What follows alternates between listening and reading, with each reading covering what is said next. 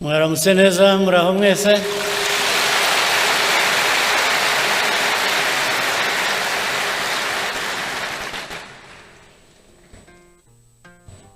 Vice Chairperson, RPF Secretary General, RPF Commissioners, members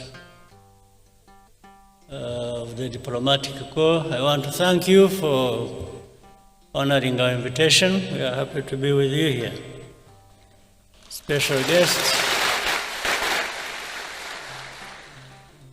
guests who have also joined us from different parts of the world.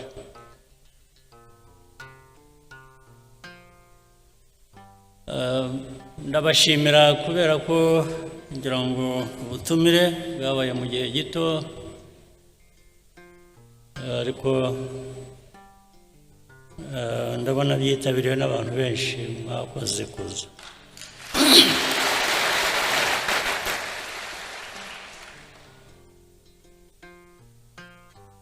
Uyu mwanya ndagira ngo tugire ikiganiro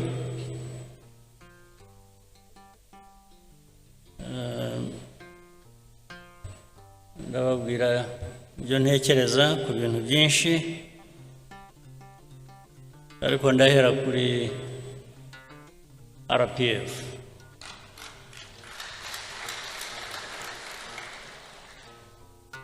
RPF ifite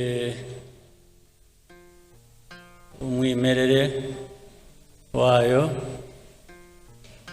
ifite izina, ifite ibiranga bihagije, ifite noneho amateka. Ayo mateka dusobanurira byinshi ku byo dushinzwe, ku byo buri munyarwanda ashinzwe aho yaba ari hose, umurimo yaba ari hose. Noneho bikanasobanura igihugu uko abanyarwanda bakifuza, ibyo ndetse bigatuma havamo kumenya neza inshingano za buri wese. Igihugu twifuza ubu ni twe, ariko icyo wifuza ukigeraho ute? Inshingano ihera ku muntu ikarangirira kuri twese hamwe, buri muntu umusanzu we yazanye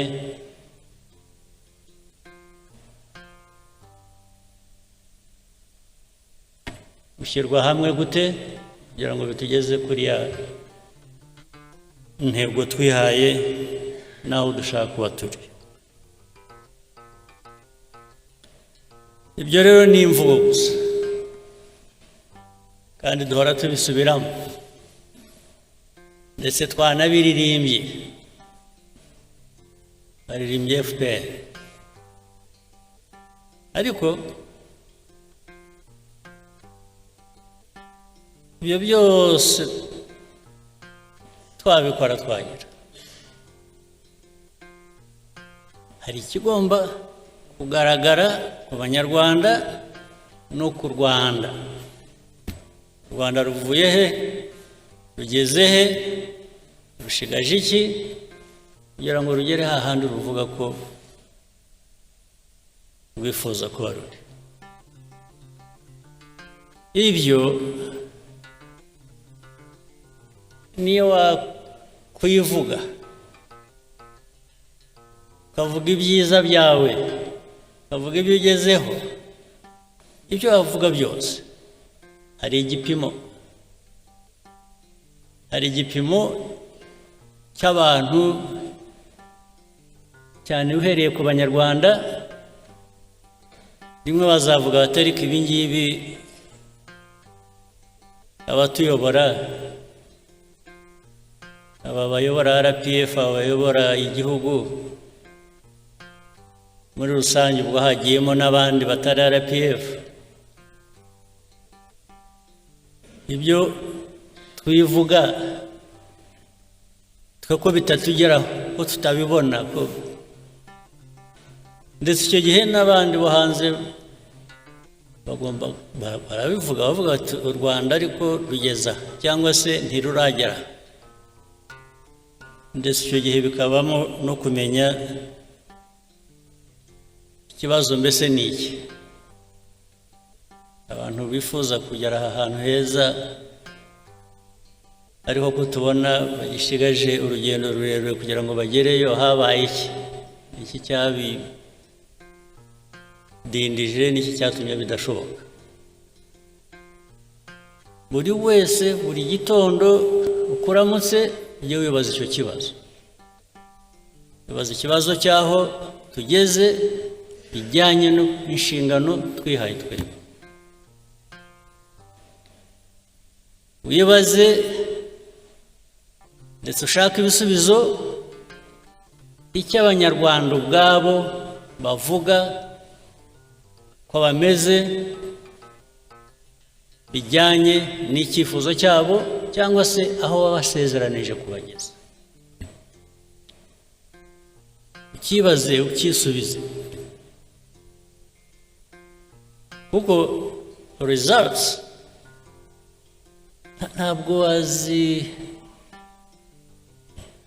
gusa ku bwawe ngo abantu bazibone kandi zidahari ntabwo wabihimba niba abana batajya mu ishuri ntibari mu ishuri ibyo ntabwo wahimba ngo uvuge ko wageze ku ntego yo gushyira abana n'abanyarwanda mu mashuri niba badafite ubuzima bwiza ikibarengera ntabwo wabihimba ngo uvuge ngo abanyarwanda bageze ku buzima bwiza kandi bidahari iyo bidahari uvuga ibindi it's self indictment ni urubanza wishyizeho ugomba gusubiza ibyo tuvuga ibyo dukora bigomba kugaragara no mu byo tugezeho iyo binyuranye ubwo hari ikibazo ibyo tugezeho bidahwana n'ibyo tuvuga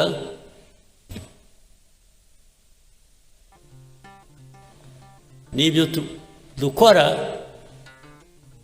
hari ikibazo RPF rero uyu mwanya tuba tubonyeho iki kiganiro ni ukutwibutsa ni no kugira ngo twisuzume umwanya wo kwisuzuma uwisuzuma kandi iyo yibeshye cyangwa iyo abeshya ingaruka zabyo zirahari niwisuzuma ugasanga nta ndwara ufite wari uyifite iyo ndwara irakwica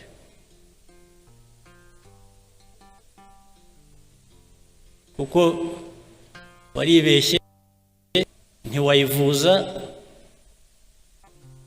cyangwa ntiwayivura iraguhita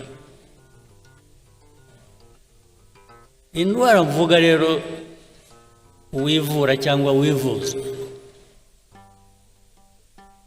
izo ndwara zirahari hari indwara wivura hari n'indwara wivuza indwara wivura ni ukuvuga ngo igisubizo umuti uri muri wowe uribaza bavuga utari ko inshingano jewe mfite ndazuzuza. Ntabwo ari ikibazo uzabaza abandi nabo bafite izo nshingano. Iyo udahereye aho ngo wivure iyo ndwara wowe, wibaze wishakemo ibisubizo by'ikibazo ufite, nta wundi wabikuvura. Iyo ndwara tugomba kwivura nk'abantu, nta wundi wayituvura. Niba utuzi inshingano wahawe uko bikwiye, inshingano ufitiye igihugu, ingaruka zabyo zo zirahari kandi ziri no kuri wowe. Indwara wavurwa n'abandi ni ikibazo ushobora kuvuga uti ariko iki gihe singifitiye ubushobozi, reka nshake uwamfasha cyangwa uwo twafatanya gushaka umuti w'icyo gisubizo. Ubwo nabyo birashoboka kandi bibaho. Ariko iyo utabikoresheje, iyo udahagurutse ngo wowe ushake uwo mwafatanya kugira ngo mukemure ikibazo cyakurenze, nacyo ubwo wa muti utahaye cya gisubizo cya kibazo wari ufite. Ibyo rero ubundi abantu bavuga RPF cyangwa bavuga andi mashyaka cyangwa bikajya muri politike gusa. Politike ikaba rwaserere, bikaba ibintu bimwe. Politike yo numva ya RPF ni uguhangana n'ibibazo tugashaka ibisubizo, nta yindi politike.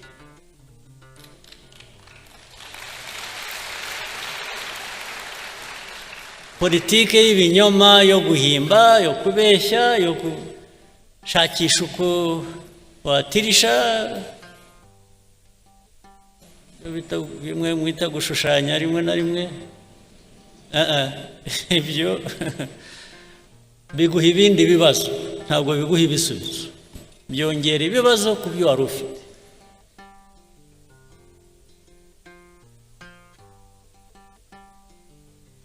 Ikindi nacyo uvuga ngo no mu mibanire uko tubaho hagati yacu cyangwa se hagati yacu n'abandi, ndavuga u Rwanda n'abandi, nujya gufatanya n'abandi urabanza wowe ukumva ikikurimo ufite n'iki wowe utanga,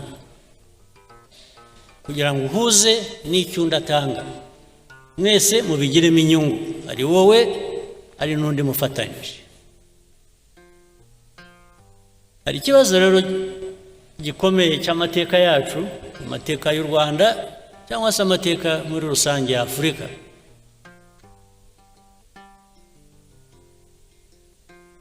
Iteka dusa nk'aho twebwe ntacyo dufite dushyira ku meza ngo dusangire n'abandi. Duhora dushaka ko abandi bagira icyo bashyira ku meza, twe tukaza tugasangira nabo.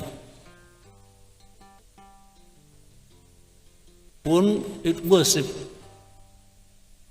hari politiki imeze ityo, imaze imyaka n'ibintu birebire cyane. Niba ushaka uwo mufatanya, uwo mwakuzuzanya, gira icyo shyira imbere nawe uvuga uti reka twuzuzanye. Ni nacyo cyatumye mu mibanire yacu n'ibindi bihugu n'ibindi bice by'isi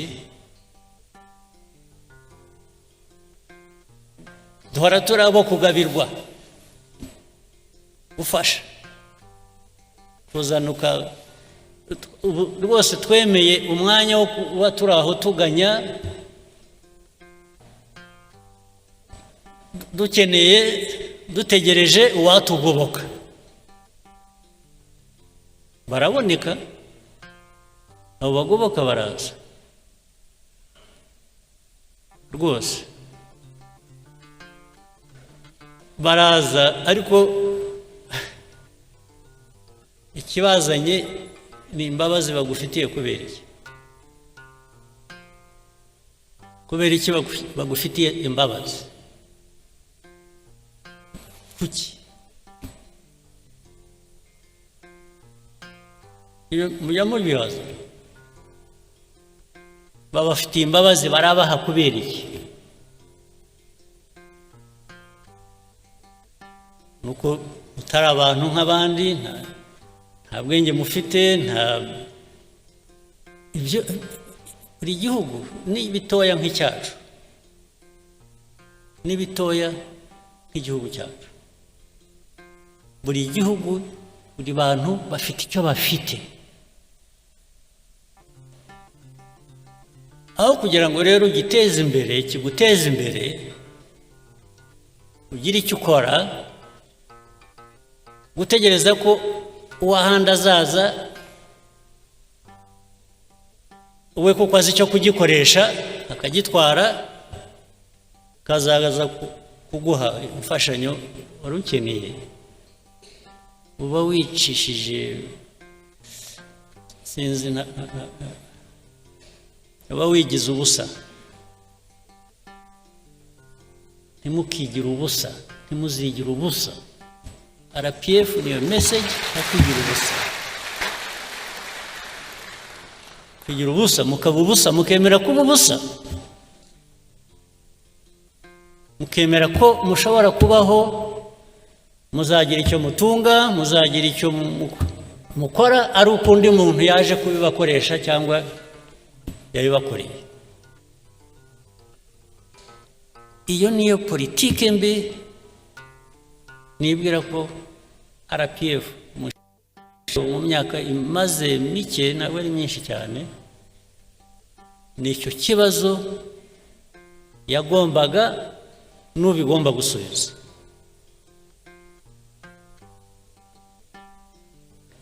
Ibibazo tumaze kunyuramo mu Rwanda mu mateka yacu, musubize amaso inyuma mwibuke, ndetse n'ubu ngubu n'uyu munsi u Rwanda rutaha ngo rugire icyo rwikorera rwigezaho, ubu muba muri ubusa, muri ubusa. Ariko abo kudufasha, abo kuduha ibyo dukeneye, abo kutugaburira, bo barahari, baba baraje bakatugaburira. In fact baraje buzuza gukora, nabyo turabibashimira. Ukuzuza, kugerageza gukora ni byiza, ariko udahereye hahandi ho kugira ngo wowe ugire icyo ukora, ugire icyo wigezaho, hinduka ubusa.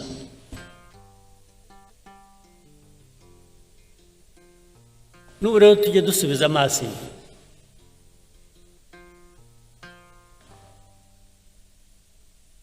kuko bigenda bituganisha n'ahantu nyine duhurira n'abandi,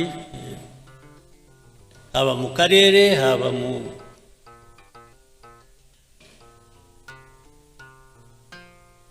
no hirya yaho.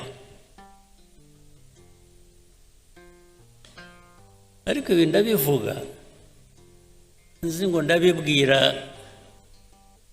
abenshi muri hano, muri bato, ni urubyiruko. Ndibwira ko majorite hano ubu abenshi mugomba kuba muri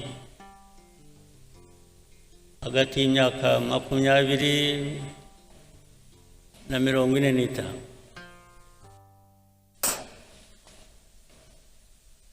Twebwe iyo twarayirenze, turi kure. Ariko natwe twarahanyuze. Muri twe ndagira ngo mwebwe mukiri aho ngaho bafashe mutekereze, ubu twe byaraturenze aho tugeze subiza amaso inyuma batangira kuvuga ngo iyo mbimenya nari kugira nti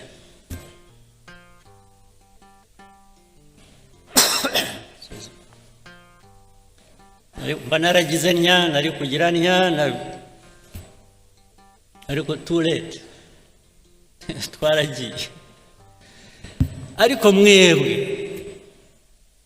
ntimuzategereze kwibaza icyo kibazo karabaye ni ubu ngubu sinaho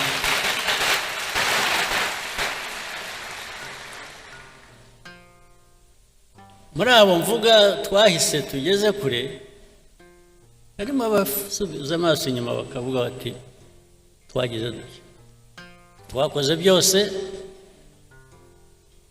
twageze kuri byose ariko umusanzu wacu wabaye ntabwo ndavuga abarwaniye u Rwanda bigatuma rushobora kugera aho rugeze ubu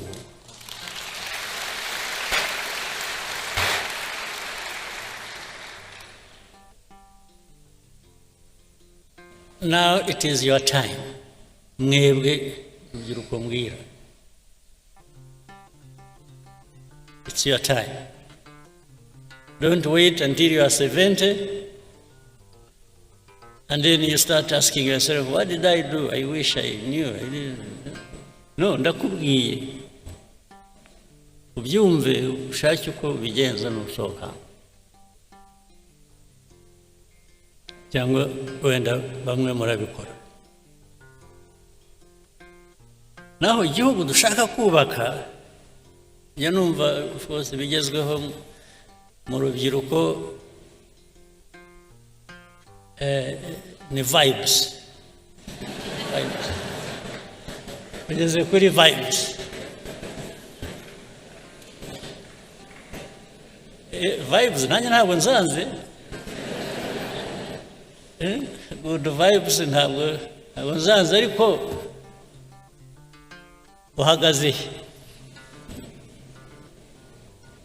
kuki so vibes natwe twese usibye ko dushaje twebwe ariko zigera ku ihe myaka zigera no ku bakuru ngira vibes n'abakuru ntabwo bazanga ariko kugira ngo tujye muri vibes tugira aho duhagaze please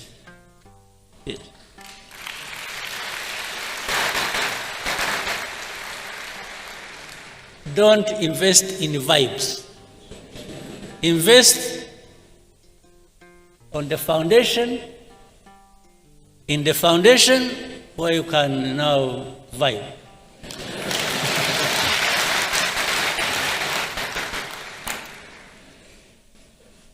Kuko niba nta foundation hari karakubaho.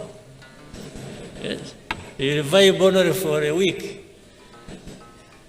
No, but nyirango byo mushaka turashaka biri sustainable. Yes. We want things that are sustainable. We want to build a society that is resilient. You can't build a society that is resilient on vibes. No, but a resilient society can vibe.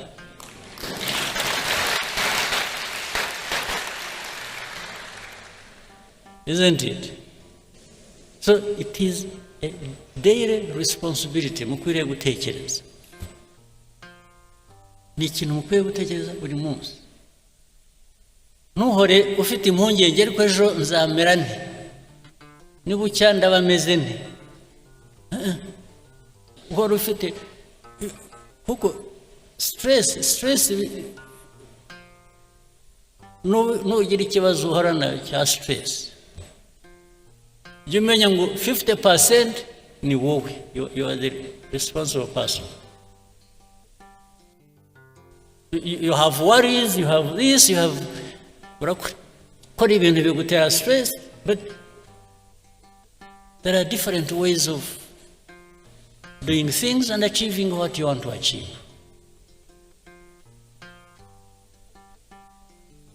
So it's not just even the results, it's the process that takes you there. What have you invested in that process? What thinking? What feeling?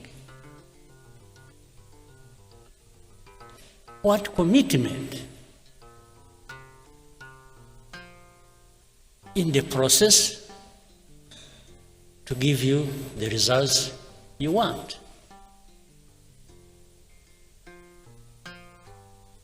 How kintu kikora hanabuze.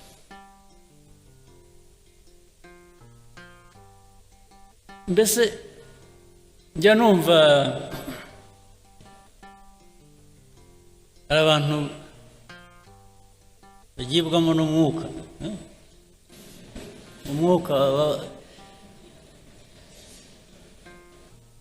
umwuka ubajyamo ni uwuhe? Ntubabwira gukora iki?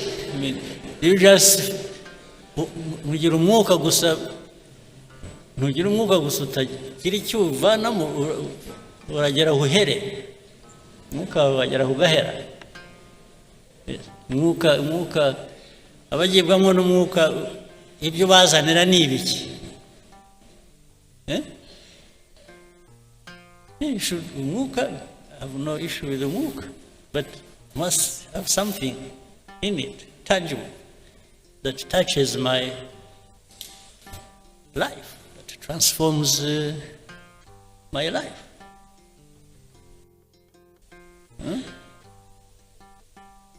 Abagira amahirwe mugire umwuka, please,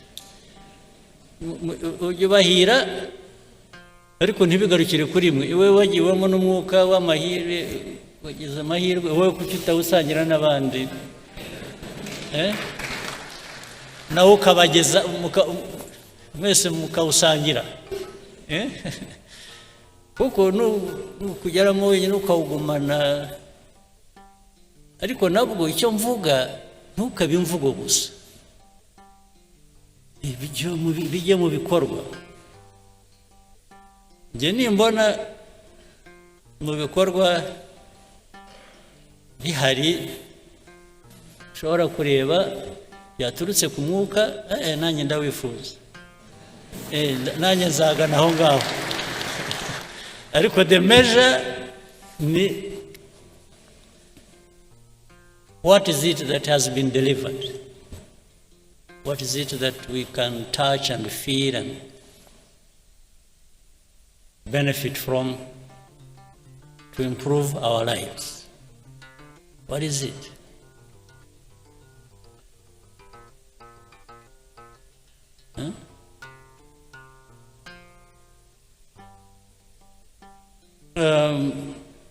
So mwebwe abatoya rero, again, iyo igihugu kibategerejeho ni byinshi, kandi iyo mvuga igihugu ntabwo ari ikindi, ni mwe. Igihugu, you're actually waiting for yourselves. Yes, ni mwe mwitegerejeho the future. Ariko ya process navugaga, na wa mwuka ni iki?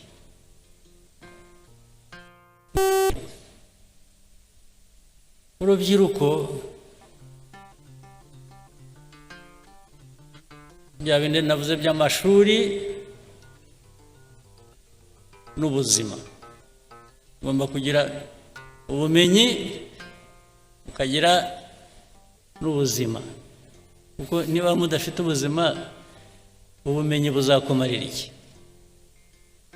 Kumenya bizakumarira iki udafite ubuzima? Must have both. And it is easy to have both if you have made the choice to have both. It can't be one and not the other. You must have both. Ni nkuko ku rundi ruhande rumwe, niba uteye imbuto, ni nko kurera ni nkuko utera imbuto igiti kigakura ukajya uhora ugiha ibyangombwa gikeneye kugira ngo gikomeze gikure gifite ubuzima. Namwe abantu hari kwakumenya nimwe mukwiriye kuba mugerageza ibishoboka byose mubugereho, ndetse bitari ukubugeraho gusa mushobore kubukoresha kubageza ku byo mwifuza.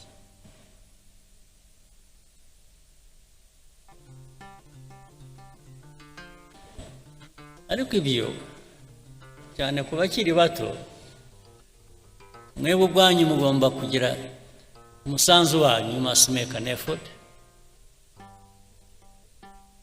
Ariko hari n'uburere muhabwa n'ababyeyi ndetse na society, umuryango mugari, imico, imyifatire, kirazira. Ibyo abantu babijyaho impaka nyinshi hirya no hino ahantu hose, ndetse bimwe ugasanga muri society imwe barigisha ibintu cyangwa barabwira abantu gukora iby'indi society itemera, akaba ubwo bivanga rero bikaba ugasanga noneho society wari urimo yahindutse ikindi kintu, ntukimenye, ntukishobora kwimenya, kuko ibyiza byari biri muri iyo society ntabwo byatejwe imbere uko bikwiye, ahubwo abantu babishimbuje ibishya biga hirya no hino, rimwe na rimwe bitari na byiza, no kuri aho ngaho babivanye.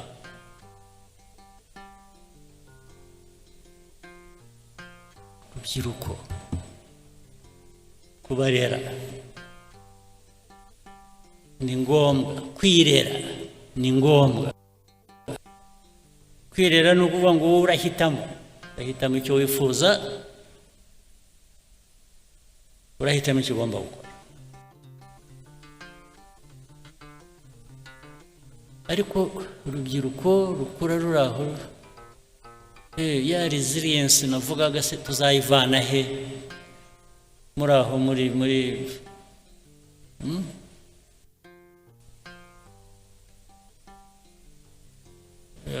urubyiruko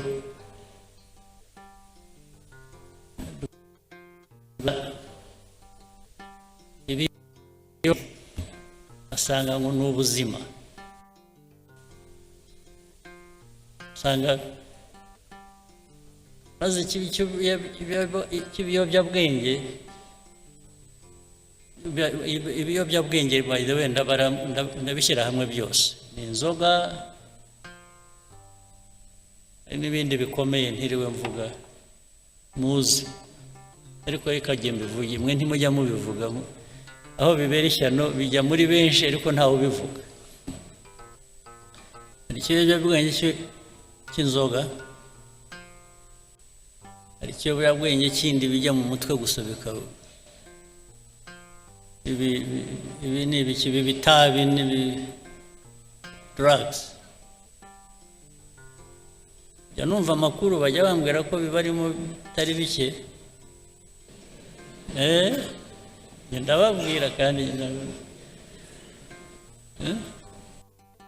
byamamaye bifite bamwe mwabyigiye hano, abandi mwabivanye hanze, bigendera hasi biranyerera, ntabwo bijya biboneka. Ariko ibyo uko abihisha kose, abo birimo hazagira uko bigaragara byanze bikunze. Ariko uko bigaragara kwa mbere nimwe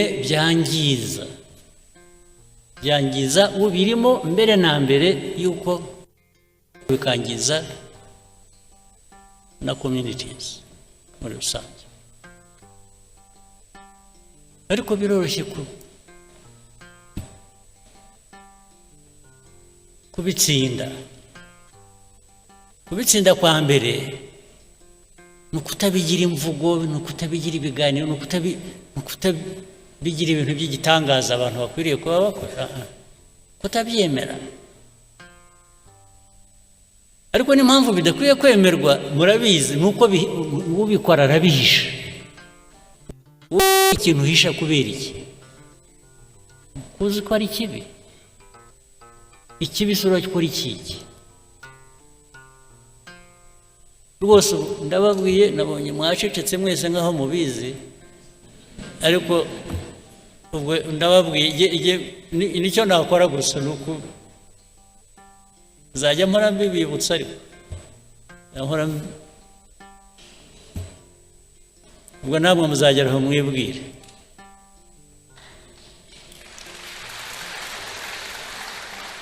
Icyo mbivugira ni iki? Urubyiruko tubatezeho bya bintu nabanjirijeho, nimwe mwakiza u Rwanda rw'ejo uko tugenda dusimbura. Keretse niyo iyo mission mutayishaka, it's a different matter. Ni bamwe mutabishaka mwaravuze okay, ndetse haraho mwageragera ngo rubanza kubababyaye ngo ariko se ubundi ndi hano, ubundi mwashyize hano kubera iki? Ukabwira ababyeyi bawe mwambyariye iki? Ariko ibyo ntabwo ari urahare, ibyo ari byo byose baravuze. Ugomba gukora effort yo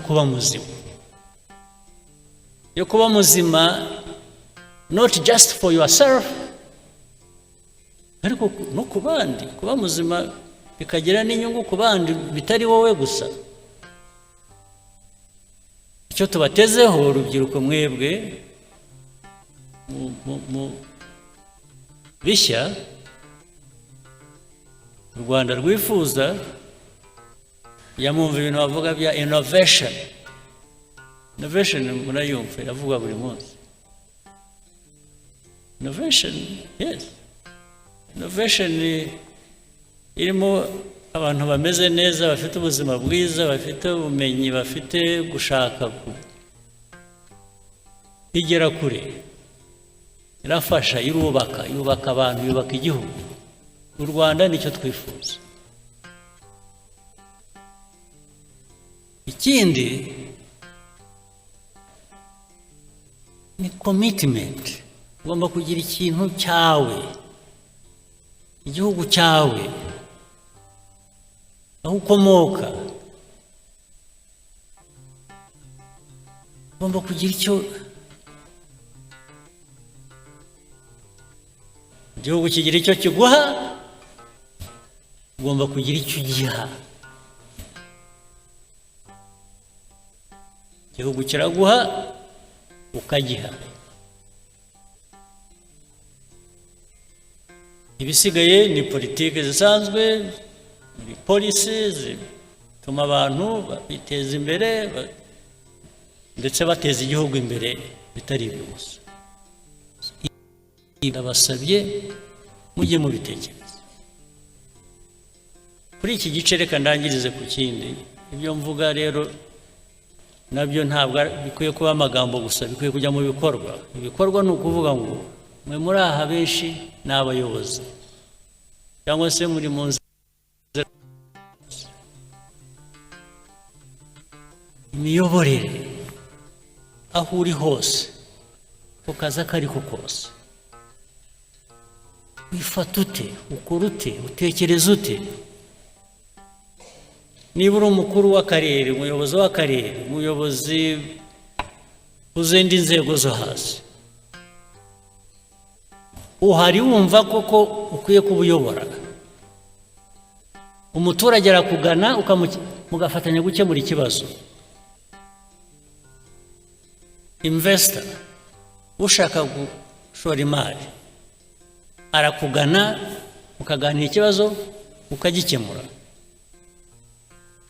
cyangwa umushyira aho ngaho ukamubwira gutegereza, kandi muri uko gutegereza ngo yibwirize agire ukuntu atunganya inzira. Birahari kugeza n'uyu munsi bibaho.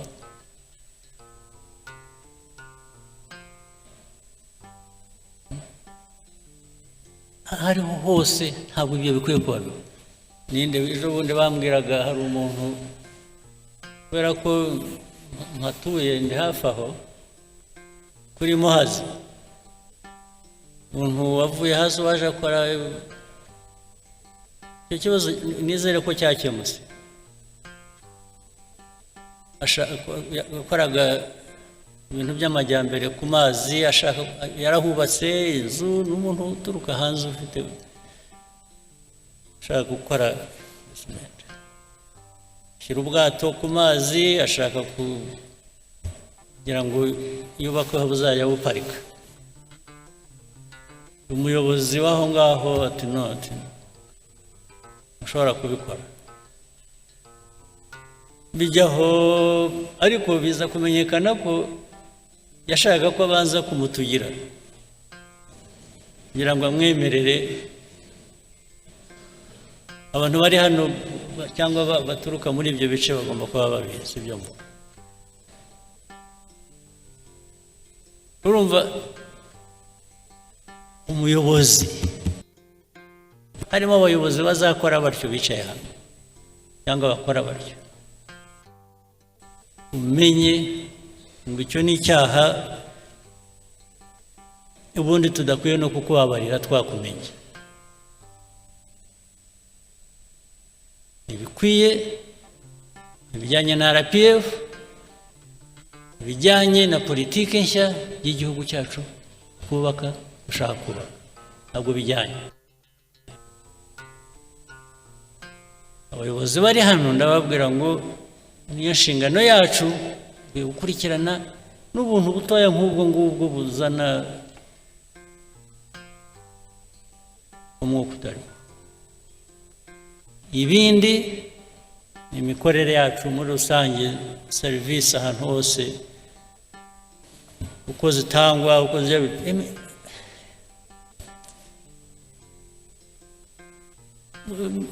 abantu bakora batyo baratudindiza ntitubamenya, ariko nuko ari benshi rero basanga wicaye hariya usabye ikawa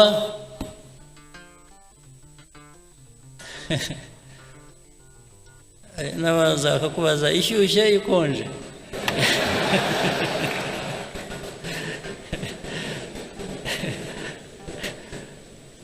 Bakubaza ngo uti ni ikawa isanzwe ishyushye ariko mushyiremo n'amata, akagenda akabura. Ubu ndavuga ibintu bimwe mbona n'abantu baba bavuga buri kanya, akagenda agahera pe minota 15 20 utegereje ikawa. Bakubaje niba ushaka ikonje cyangwa ishyushye, ariko bababwiye gushyiramo amata akabura. N'amata yabuze ntibakubwiye. So niba wicaye aho utegereje izakamwa, bakohereza ku isoko mukajya gufata, bitubamo murabizi ahantu hose. Ubwo si byo ni rubyiruko nyabakiri umeze rutyo. Oya n'imigendere ukuntu bagenda yikurura. Hari aho nagiye rimwe, ariko hashize igihe, nuko mbona n'ubu ngo biracyabaho, byarantangaje. Nagiye ahantu twajyaga dukina tennis, abantu bamwe hano barabizi, kera hashize igihe. Turangije twicaye turuhutse, tubanza gushaka wagira icyo tubaza dushaka, arabura. Turahamagara, mushobora kuza kugira icyo muduha, ariko hasi Konga mwiza ugenda neza.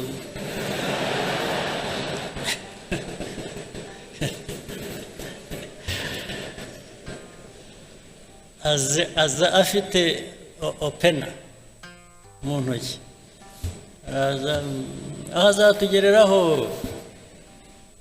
Yaba mbonye arahamenya arampobera.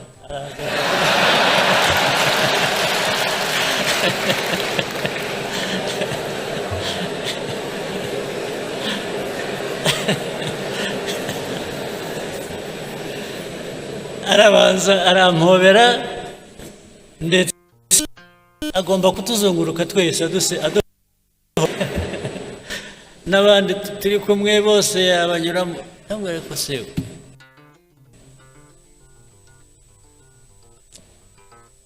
turashaka ibyo dushaka waba ari ibyo duha ibi erega byasaga nk'ibyarangiriye aho ngaho kuduhobera tugeze aho twarambiwe turahaguruka turigenda. Ubwo urumva umuntu nk'ubu yangirije abakorera, natwe twari turi aho dukwiye kuba dufite ibyo dushaka twishyurira, natwe ntacyo yaduhaye, twese tuviriyemo aho ari aho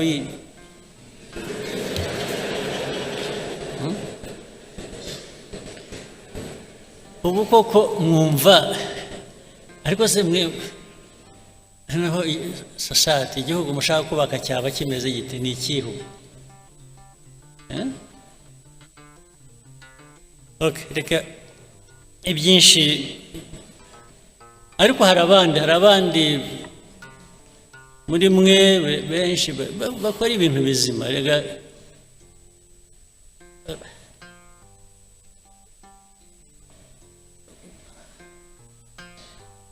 ubu byose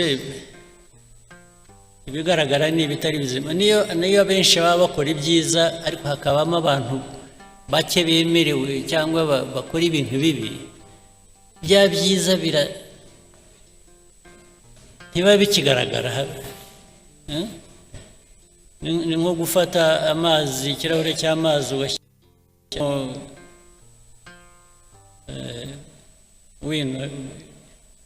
bikaramu ink, bashyiramo ink, ikirahure gihera kugihinduka y'amazi yeraga yarari meza ukayabura. Ibyo rero dukwiye kubyirinda. Naho hari benshi hano njya mpora nabo even bakora ibintu byiza, ibintu bya innovation, ndetse bihindura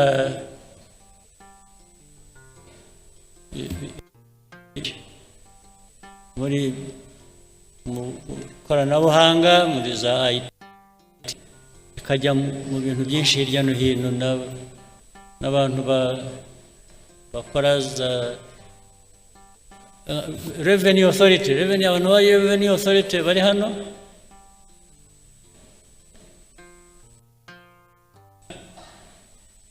ngira ngo hari innovations nyinshi zibageraho cyangwa mu byazi zituma ushobora gutobora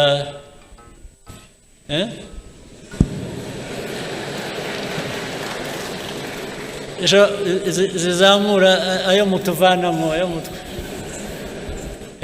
Ariko iyo byabonetse gutyo hari ikibazo bikaboneka, innovation izamura itubura revenue, tax revenue, hanyuma byarangiza bikajyaho hagati.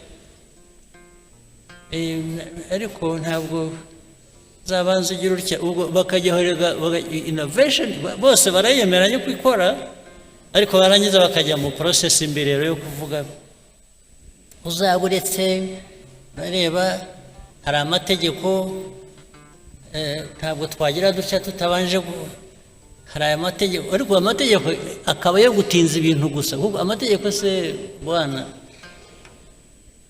amategeko ashyirwaho n'abantu, sibyo? Yes sir.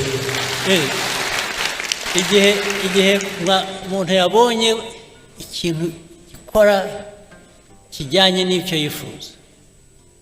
Wihambirwa n'itegeko, hari n'amategeko yaduhambiraga yo mu gihe cy'ubukoroni. Ahubwo ngo hari itegeko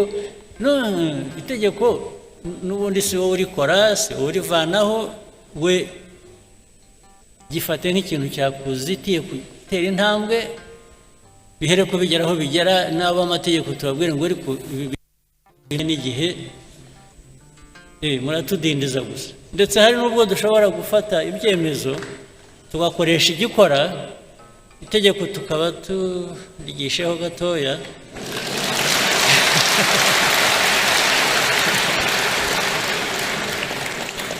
kugeza igihe rizahindukira, ariko bitatubujije kugera ku nyungu twifuza. Iyo process niyo process ijyana n'igihe abantu bagezemo.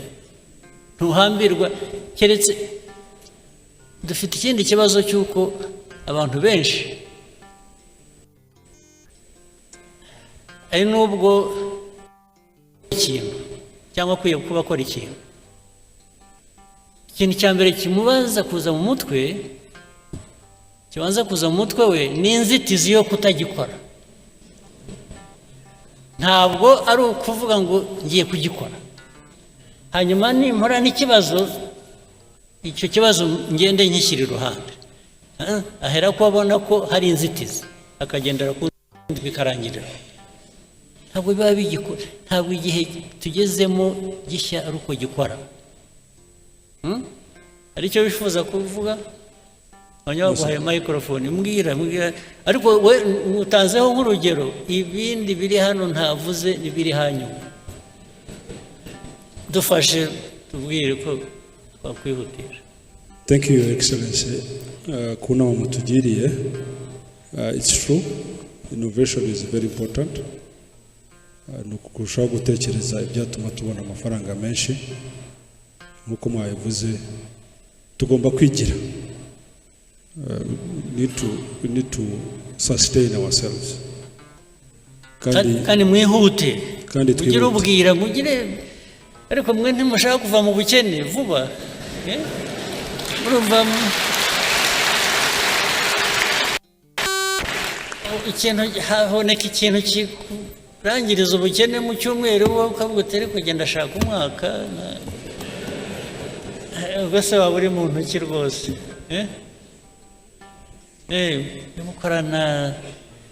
Gukorana umwete kandi ntabwo bivuze kwangiza ibikorwa.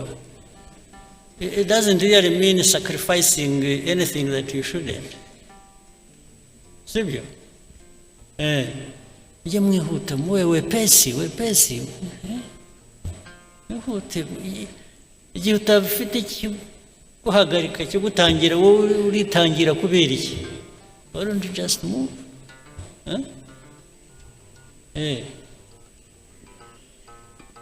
Bimwe mwita kurasa ku ntego. Ntimukarase hafi ku ntego. Keep straight.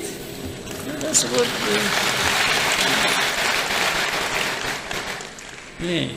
go for it. Nawe wumva uri satisfied uko sibyo? Yes, sir. Okay, asante. Now, let me take you to something else. I'm sure you can guess. It's now the other politics other than RPFs. Geopolitics, regional, or whatever, because it affects us as well a lot.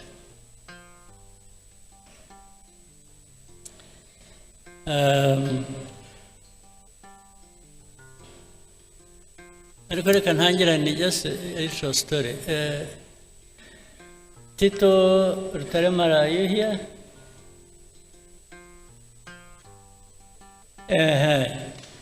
I want to know where you are around. I want to tell the story. You know, in actual fact, igihugu cyacu kivuye kure. Ewe, ntikiravayo neza. Turacyavayo. Acyari byinshi.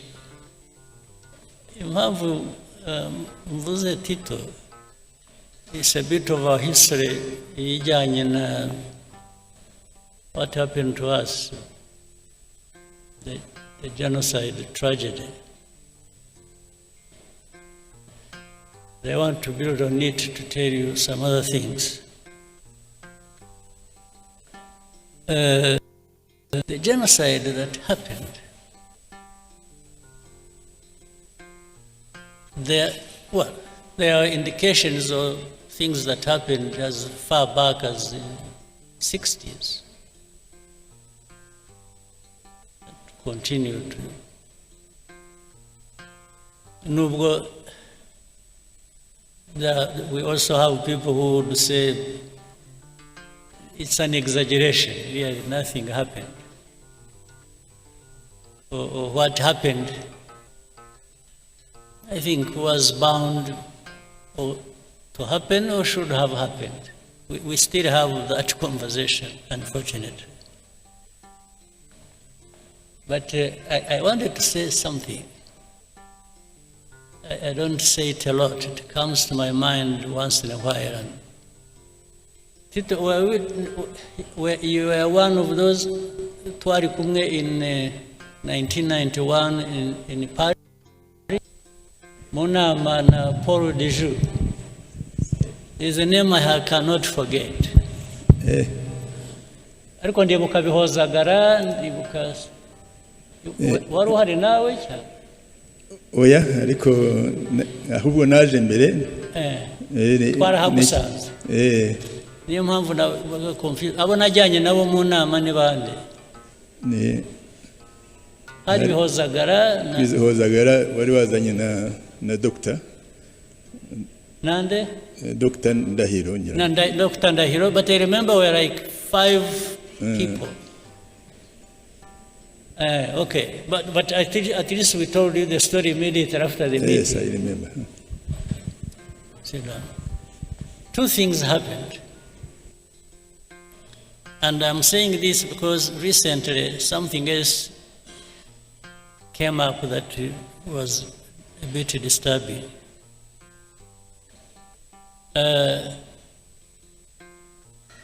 We were invited, RPF,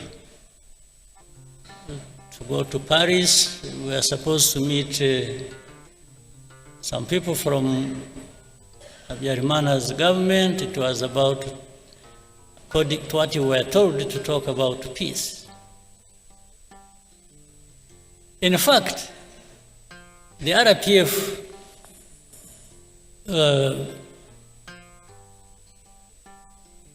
for which I was chairman, vice chairman then, insisted I should not go. Because they are saying, you know, with all these things happening, and that was 91 September. Was it 91 or 92? In 91 September. The end of 91. Eh? The end of 91. Yes, it was particularly, I remember, 71 September, I think it was 22nd.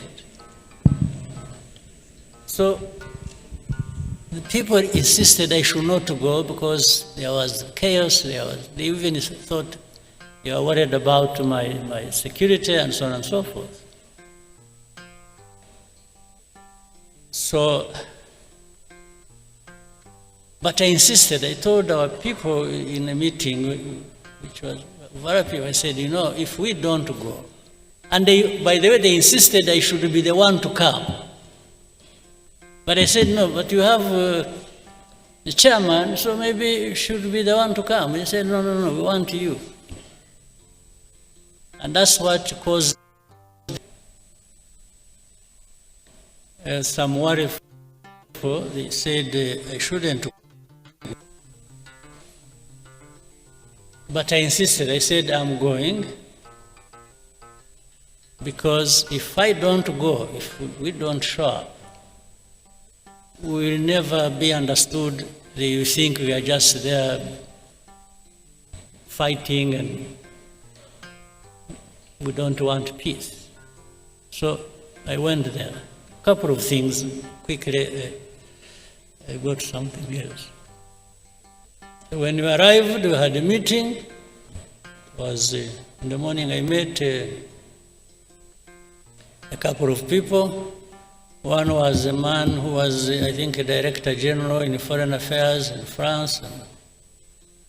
That man was called Paul de. I followed him. He even later on became ambassador to Mexico, then went somewhere, and then he's now an old man like me. He's 90, must be 90 something, 96 or something. So when we met, I met him, I met Mitterrand's son. I was almost beaten up for not pronouncing the name well. I'll tell you that. So in the meeting, this man, Paul Dejoux, kept poking his finger in my face. You must stop fighting.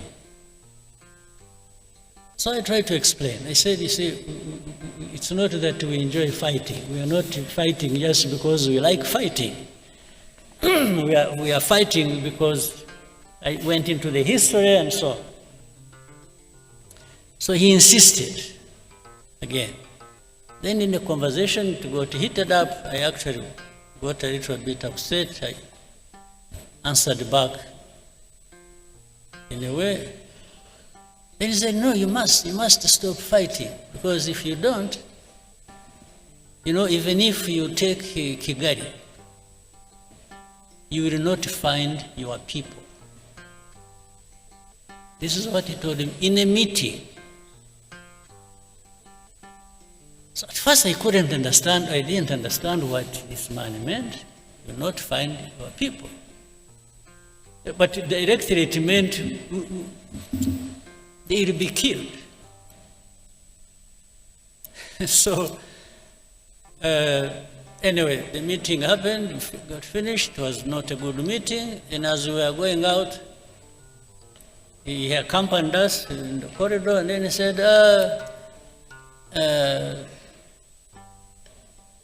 hope to meet you next time but he was being sarcastic. When you are the commander of the new army of Rwanda. I said, yes, sir.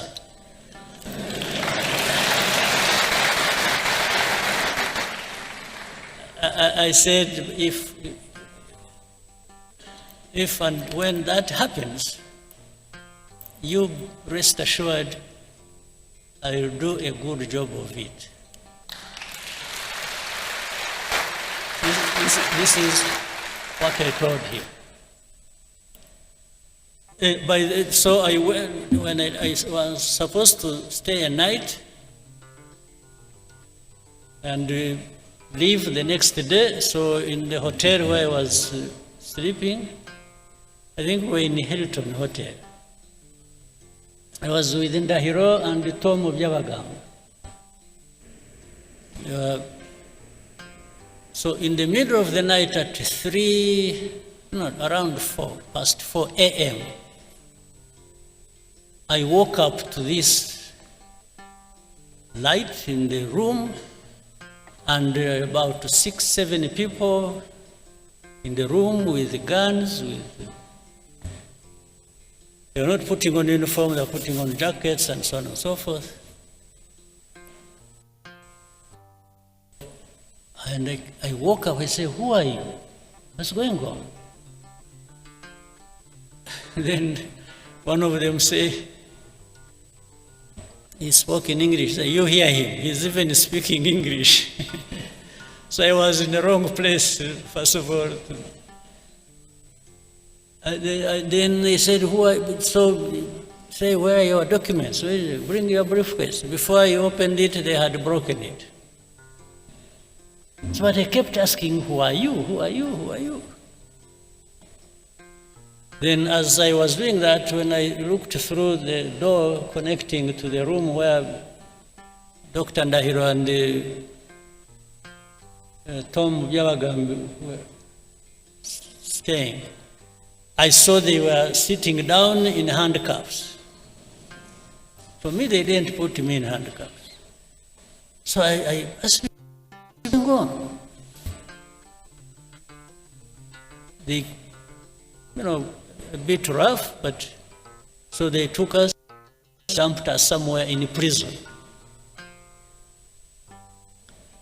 I didn't know. It was my first time to be in Paris, and my first time to be in prison. So, hopefully the last. Since that time, I haven't been to any other prison. So they put us in the lock somewhere down in the basement of some building and left us there. Then later on, people showed up around 3 o'clock. In fact, why I remember that Bihozagara was around, they didn't know where we had been taken. I don't know how. They were assisted by some people in France whom they knew. Then we saw Jacques Rabunal and Bihozagara. There was a very good friend of ours called Carbonal, a French guy. They showed up in that basement in our prison because I think they had known where we were and they had tried to give us food. I refused to eat. I told them I'm not going to eat anything in that prison. So they brought us bread, I remember, and milk, pints of milk and bread for us, because we had refused to eat prison food. Then they even wanted to interrogate us. Well, they did. They wanted to put to use a polygraph on me, the lie detector. I refused. I told them I'm not going to have a lie detector at all. I said, if they want to kill me there, then go ahead. In the end, they said, whom did you meet? I mentioned that man.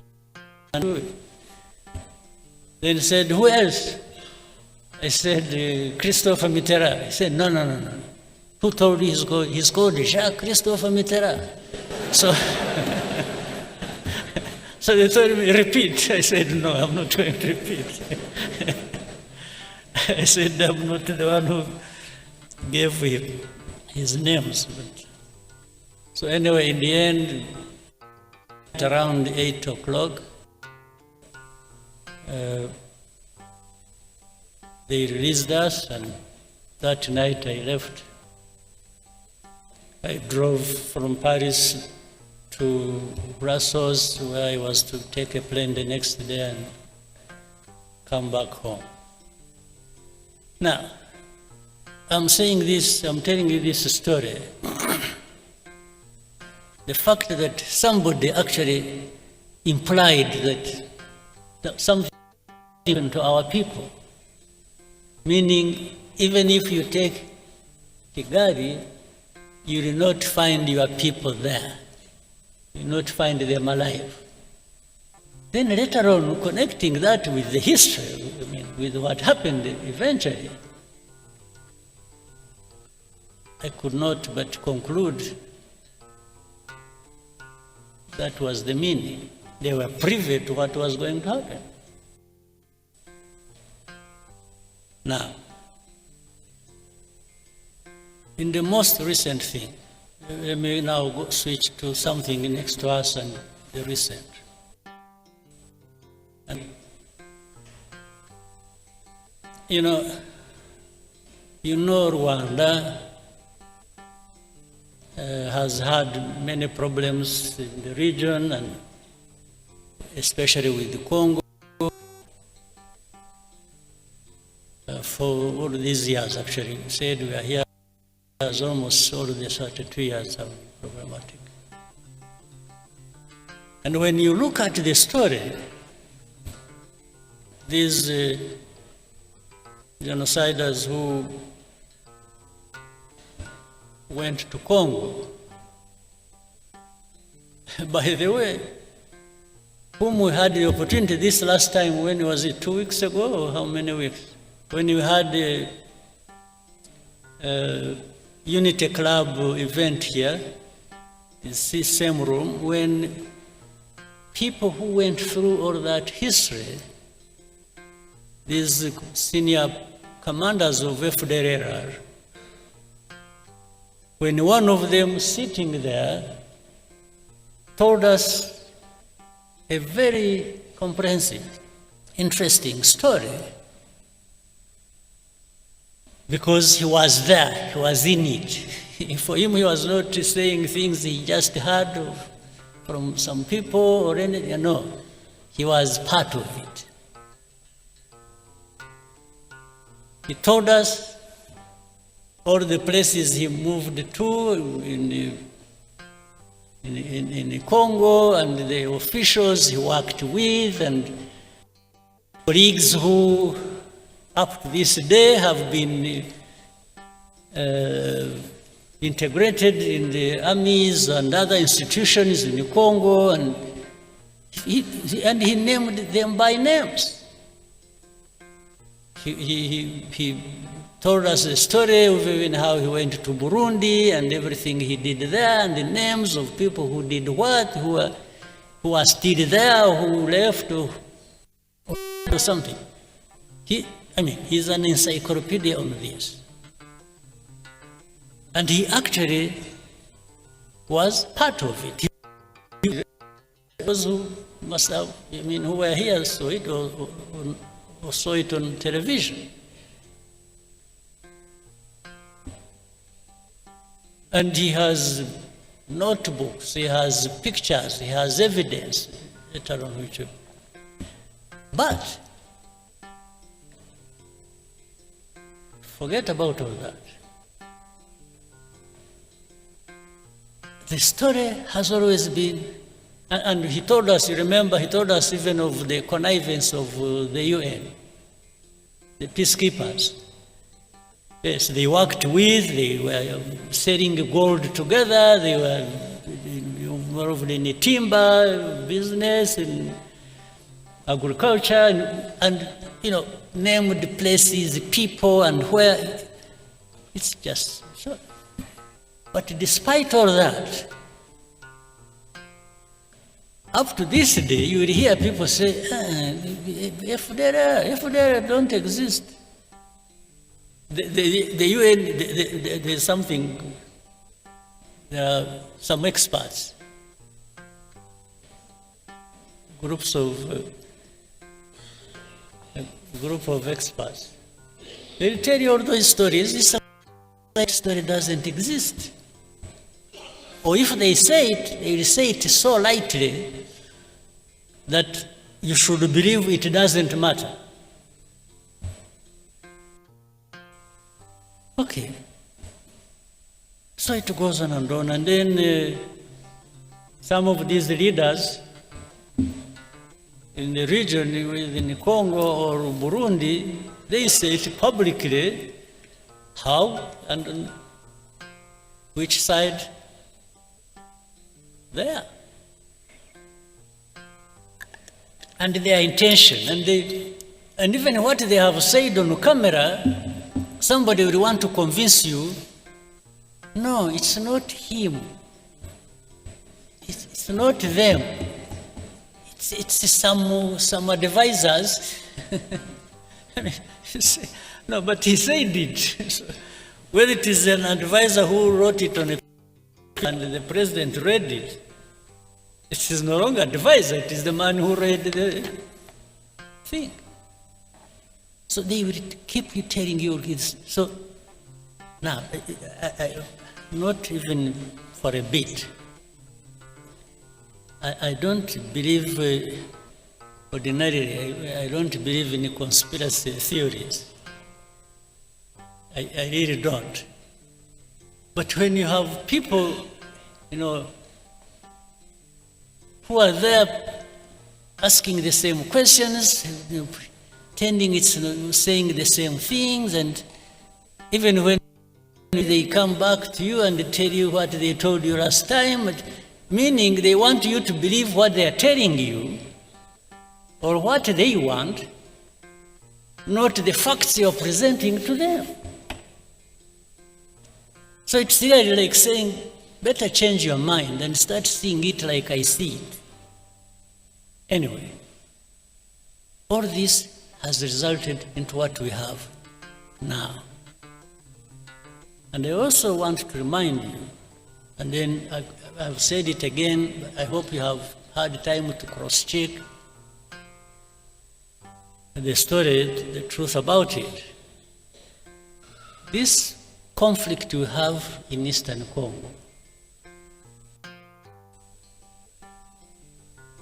did not start from and was not started by Rwanda at all.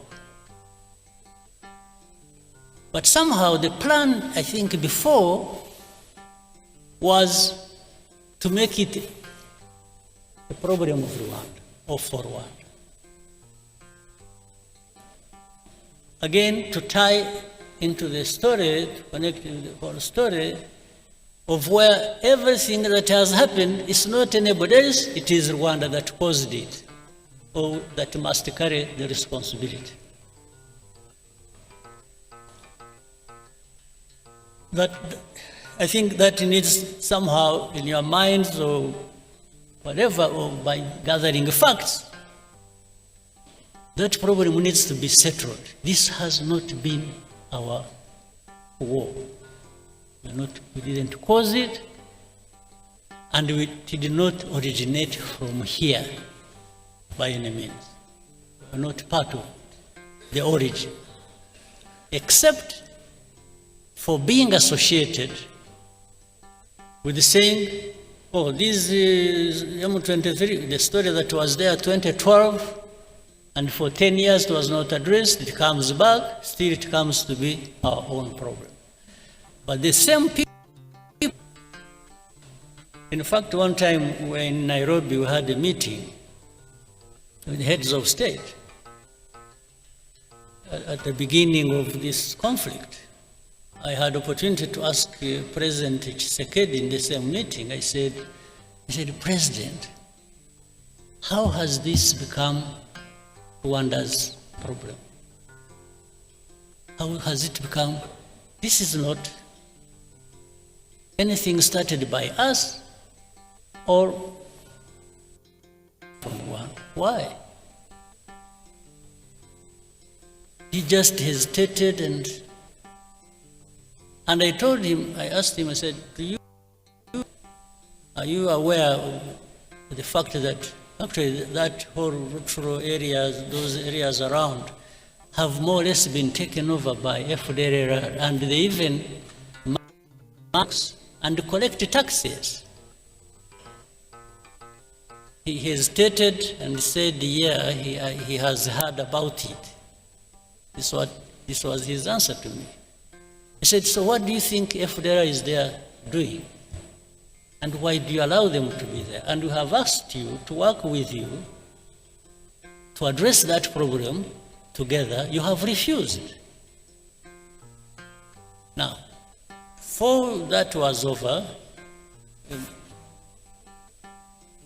another president offered an explanation, and where those people originated from when they went to fight in Eastern Congo, saying it came from started from his country. So, and every time I brought up this issue with the people, I said, why did you make this Rwanda's problem? It is not Rwanda's problem, it is the problem of Congo and their own people, and it only becomes our problem when it comes to FDLR that must be sorted out. One way or the other, either you sort it out, you Congolese, or the UN that is employed there in their thousands.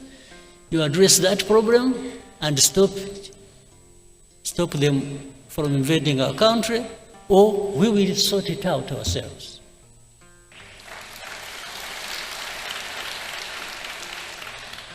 Eventually, that's how we went into this matter. Now, to the recent things. Whatever happened in between, I try to cut a very long story short. A lot of manipulations started happening. They would call us one day in one capital, they would call us to Rwanda, we go there, we discuss things and raise the things the way we thought should be addressed. That one doesn't work well, then next time we are invited to go to Doha, then we go to Doha, then next time we go to Washington. And in between, we went to Dar es Salaam, Nairobi, we went wherever, talking about this. But there was one thing that was constant. Congo, or the leaders of Congo, didn't want peace. They wanted to continue supporting FPR against us. In fact, later on, they were joined by some other countries' armies. You know the story about Goma and Kava and so on and so forth.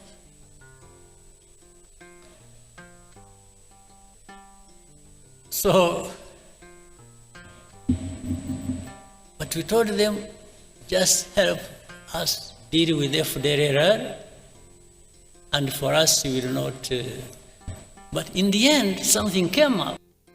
By the way, you should also, it's like even now when we talk about removing defensive measures and so on and so forth, which I'll come to later,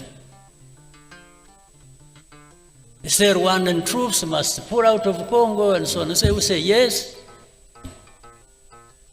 You know, for many of these people who pretend, they actually, by that, they mean that even M23 will be pulled back into Rwanda.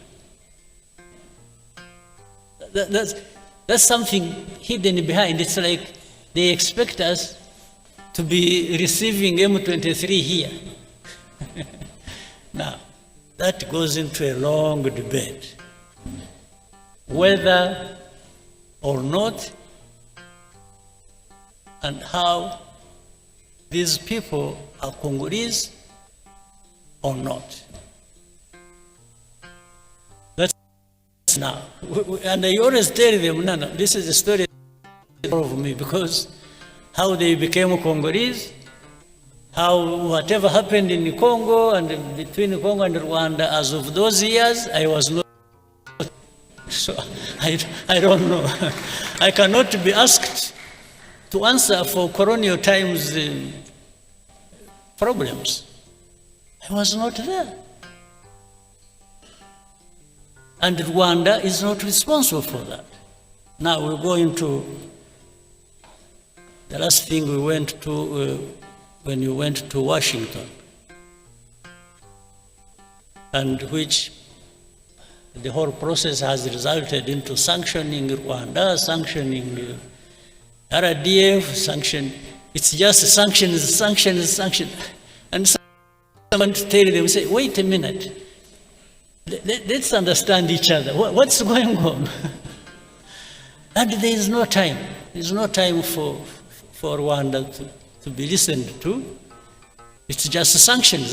That's what we said, that's what we're doing, that's what we're doing. Now,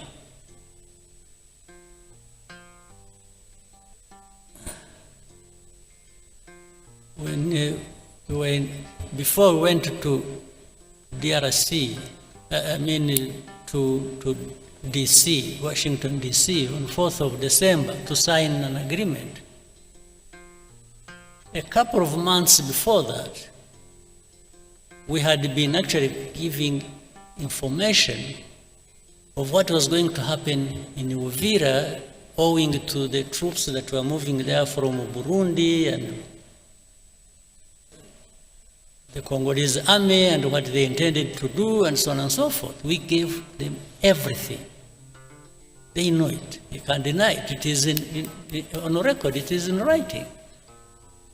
So when Uvira fell, then they got an opportunity to say, okay, you know what? Let's frame it as Rwanda literally insulting President Trump and defying Washington and disrespectful. They didn't. So they are the ones who caused the Uvira. And we told them, so this Uvira was, we forewarned you about Uvira 2 months before signing the agreement. Said, how can you hold us responsible for this? Then, initially I thought the initiative they had brought up of saying, you know, they want to resolve the problem of, first of all, the political problem, internally, then the security problem that concerns Rwanda and the region, then the economic partnerships between US, DRC, Rwanda, and the region. I said, you know, I thought this was a wonderful thing.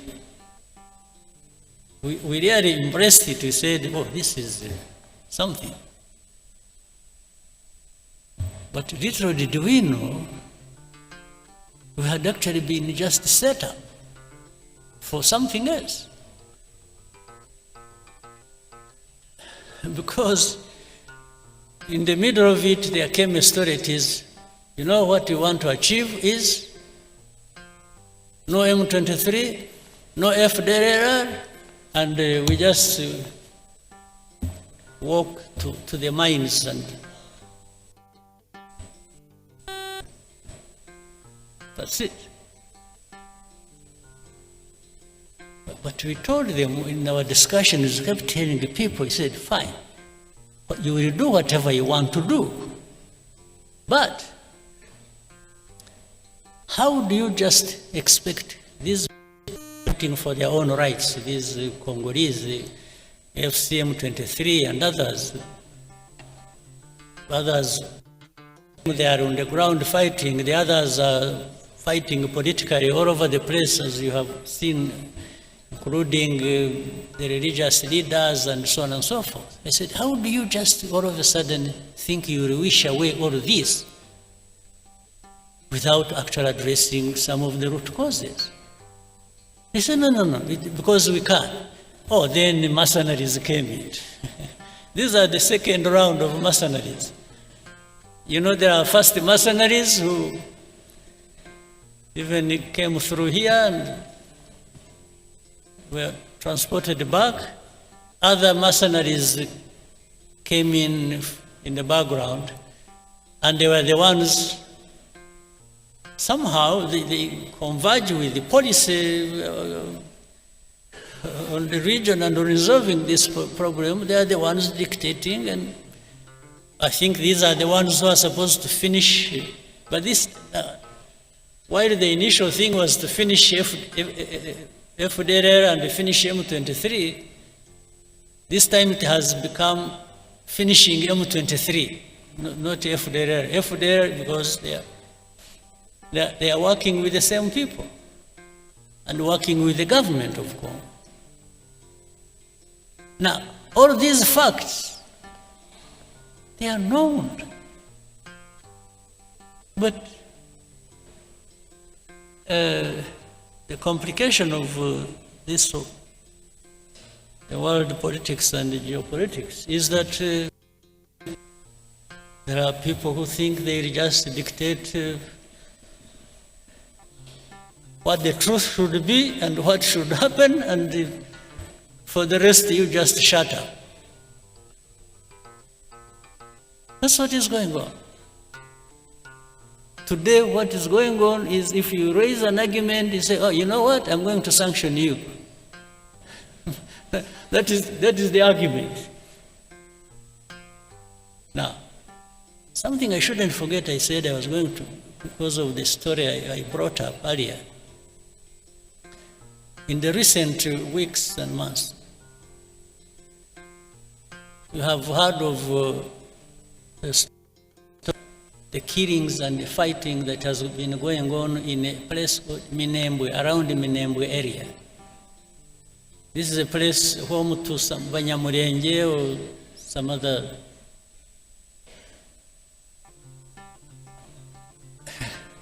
What is disturbing? At the beginning, when even in our argument, when we told them what is really happening on the ground and telling the people telling the powers that be what was going on, and say people are being killed, they are being, drones were firing at them indiscriminately. In markets, in churches, many people died. Hopefully one day people will go there and investigate and will find the truth. But what was disturbing was that in that same conversation and argument, somebody says, don't bring up that issue, it is none of your business. So which for me looks like, it's like the story of Paul de Joux. It's like that those people being killed for their identity and anything is none of your business. Shut up, we are going to kill them anyway. I mean, I'm just calling a spade a spade. It's like, shut up, it's none of your business. They didn't even say, are you sure they are being killed? Or are you creating a story or what? No, it's like, that's none of your concern.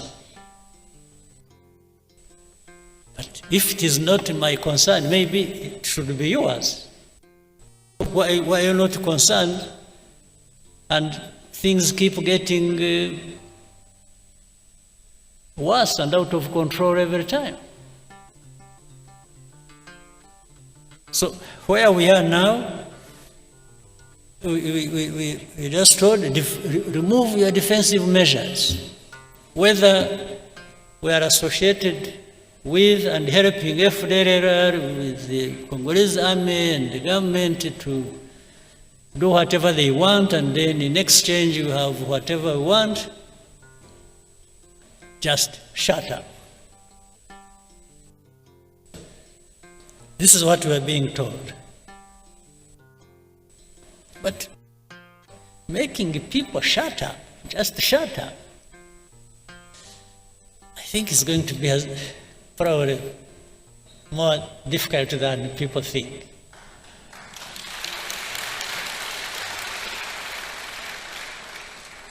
To say we will support those who want to come and kill you, or like they killed you last time,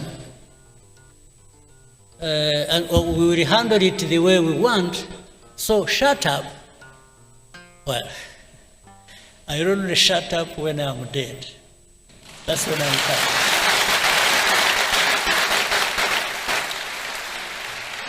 Absolutely. That is the only way to make me shut up. That's it.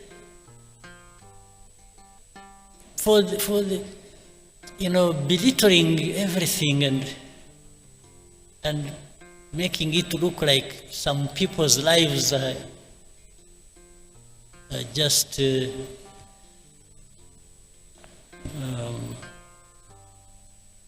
maybe, I don't know. It's not my politics. It's not RPF's politics.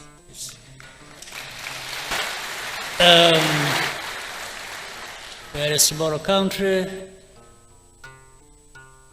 very insignificant in many ways. You can do much harm to us, granted, but boy, wishing us away is not a big thing, is not a small thing. wishing us away just to say disappear. Like they were saying they will make it disappear FPR, they make it disappear M23. By extension, they were saying even you, Rwanda, will make you disappear. Well, I can't invite it. I can't wish to have such a thing. But when it comes, when I have not been able to avoid it, I think they'll find. I only wish you people, you people, I'm not worried about myself. I just worry about you if you just go home and sleep and think you'll find everything on the table for you without having to invest in it. If you are there waiting for handouts, or for people to do you a favor so that you can live,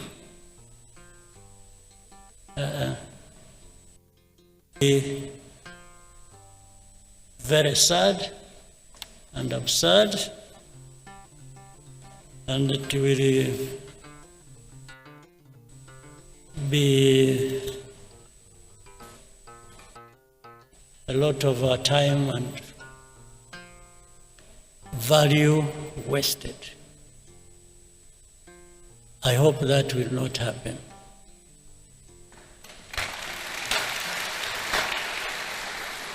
And for that, I wish everybody well and a very good meeting, and I hope to see you next time. Thank you.